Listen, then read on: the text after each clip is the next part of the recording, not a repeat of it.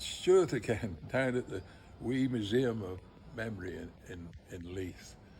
And my story today is about my childhood. I had a slightly odd childhood. I was born in Edinburgh, so a large part of my childhood was in Edinburgh, but it was also in London. Oh, and by the way, here's Dud the Doug again. Say hello. Say hello. Hello. Anyway, this is about the 1950s, small kid in Edinburgh. And I was lucky in that I lived in the centre of Edinburgh. So Princess Street Gardens was my playground. We used to get up to quite dangerous things, but thought nothing of it. Climbing the Castle Rock, for instance, and it's pretty steep.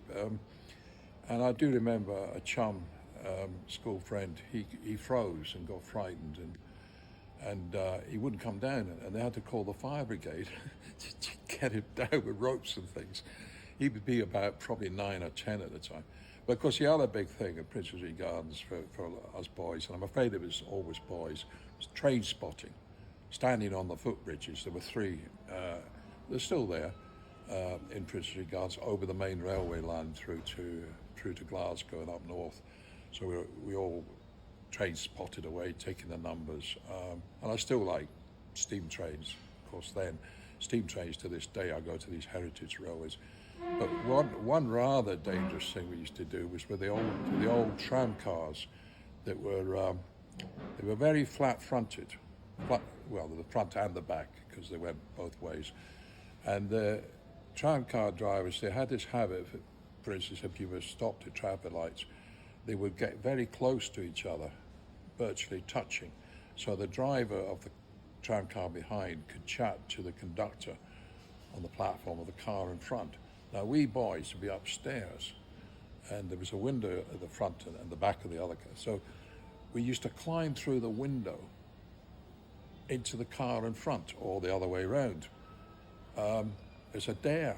I mean, highly dangerous. And I do remember once when the tram cars moved off when the lights went to green, and this boy was hanging down off the upper deck from the window, and the conductor was batting at him with this long pole they had, which was for changing the trolley thing on the top of the car. School I went to, which was the boys' school in those days, James Gillespie's and Marchman. The caretaker there, he in the winter, and winters then were always much colder in Edinburgh and icier, he used to kindly spray a corner of the playground, the concrete playground, with water, so iced over, so us boys could go sliding on it. I think that probably, and that was the caretaker who did that. He lived actually in the school, in a wee house. I think that would probably be against safety rules these days. But yeah, sort of all these delights that we had, always getting into scrapes and goodness knows what, and much freer days. So anyway, thanks very much for listening, and peace and love.